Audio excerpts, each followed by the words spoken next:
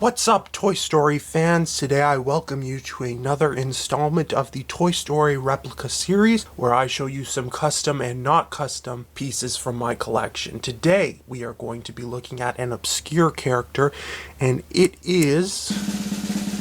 drumroll please, waiting for the big one to come out. He's missing a piece. It is Robot from Toy Story 1. Now, similar to the last installment, you may recognize this character, you may not recognize this character, as I try to seamlessly pop the missing part back in. But this is Robot from the first Toy Story movie. He's a background character, is not based off an actual toy, and it's one of the many toys created by Pixar themselves in the film. At a time, a lot of people thought that this was actually called the Rockin Robot due to licensing information in most Toy Story products, but that was actually the name of Mr. Mike in the background before he was Mr. Mike. So this was actually just a regular toy that Pixar made themselves. Now, as you can see, I have two versions of Robot. I have the only one of two official versions ever made, and I have this custom one. And because the official one is older, and I'll tell you the story behind it, we'll look at the official one first. So this is actually a McDonald's toy. Believe it or not, this was made for Toy Story 2 in 1999, and it was one of the many McDonald's toys they put out for that promotion. It's actually an excellent toy. It does an amazing job of capturing the character. He looks almost identical to the one in the film for its small size. This is 3/4, I think, scale, so if this was 3 times bigger, I believe it would be the correct size. I'm not completely sure. They nailed the details. I love how they put the visor on there too, and even the treads with the ABC and the 1, 2, 3 actually looks exactly like the one in the movie. The main feature of this is that it has a pullback motor, and if you launch it, I don't want him to launch off the table, but that's what happens.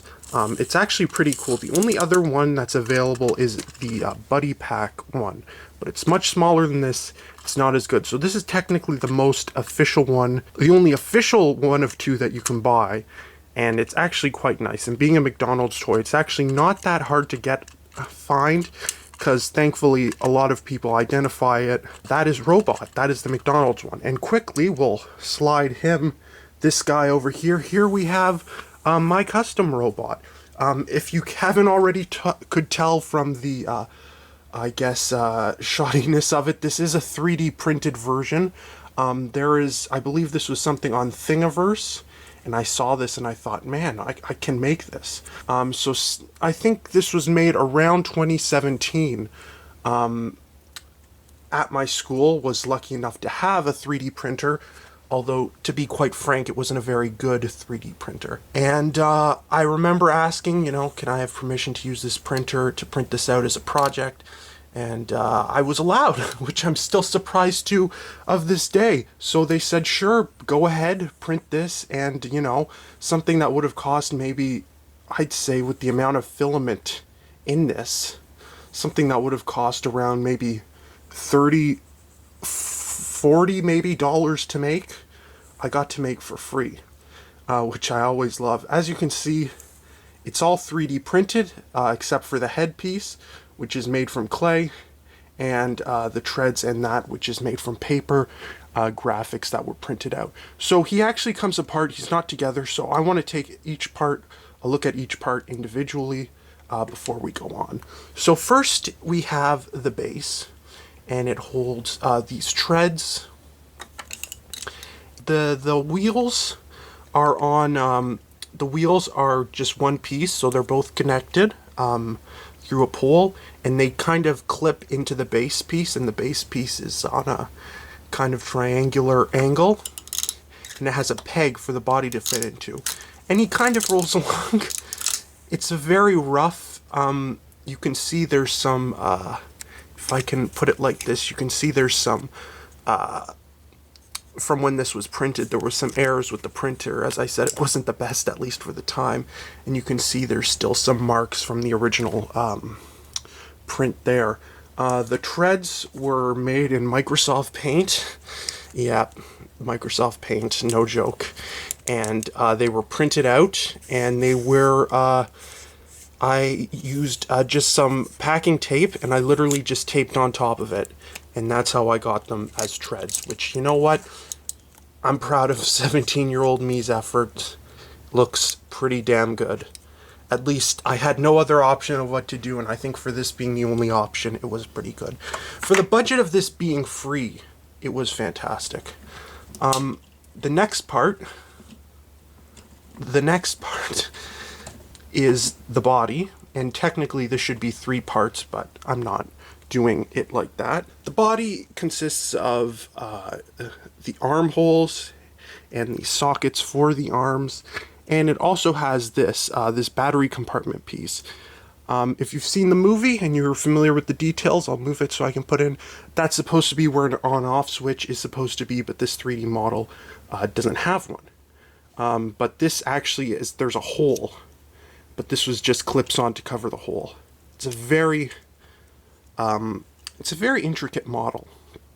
And then we just have the arms, which again, like anything else, these just kind of slide in. They're supposed to be removed, and you can rotate them. This can be a good or a bad thing, as you saw in the intro. They just fall off. This hole is looser than this one, and I don't know if that was intentional or not, but just taking a look at it, it looks really nice. This is printed in I did this in GIMP and packing tape, and I taped it on. And as you can see, it doesn't really fit to the surface, but it works pretty well. And as you can see, it just kind of slides together, which is also a pro and a con, which makes it really easy to move, but really easy for it to fall apart unintentionally. And finally, we have the head. So this again was 3D printed. As you can see, maybe you can't see and I'm about to print it off. This handle part was obviously printed, but as I was trying to apply it, it snapped, so I had to hot glue it, which probably not the best solution to use, but I used some hot glue and stuck it on there. It's supposed to fit in the holes, but I guess this wasn't measured before it was put in, and it just doesn't fit, as you can see there. It's I'm not even sure is that in as you can see, it doesn't even want to fit in the hole. Maybe if I get it from that angle. This one does on this side. So now the head I really hate. It was made from Sculpey 3 oven baked clay, and it turned out pretty good. But then after, I decided to spray it with a matte finish spray can, and unfortunately I did not know at the time that Sculpey 3 does not work with any matte finishes that aren't specifically made for Sculpey, and it made the surface very sticky. As you can see, dust has accumulated on it, which I really hate. So my goal in future is to hopefully sculpt a new one and throw out that old one. But putting the head back on the body, let's see if I can actually do that without it falling apart. I have to say in closing remarks, if you haven't already guessed, because I have 2 versions of the character, he's one of my favorite background characters. I think that when Pixar was making the film and they were making background characters that weren't actually real toys, like characters like Rocky, Mr. Spell, the Snake, RC, obviously a huge character in the film, and of course Lenny back here, they did a really good job with designing visually appealing characters. And I guess that rings true if people are still making models of them 26 years after they originally came out. And Robot, I just think, is just a really cool character. Obviously, by the design, they made it look like a toy for a young kid. But just the colors and the way he's designed is really cool.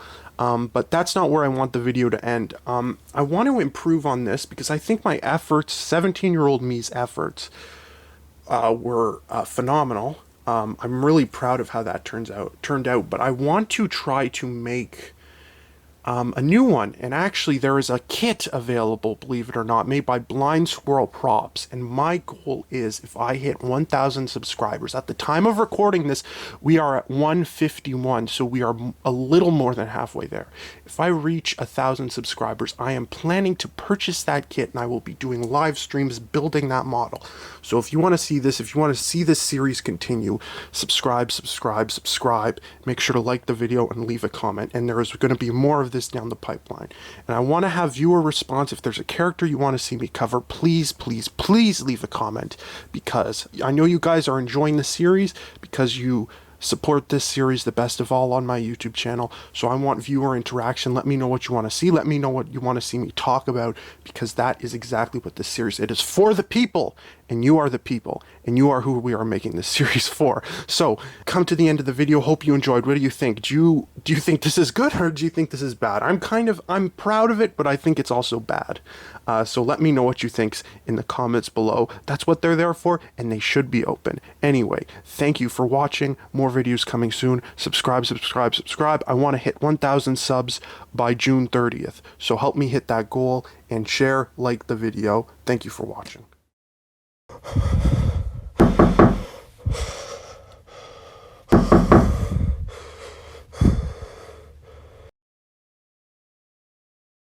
Where's that bonding strip?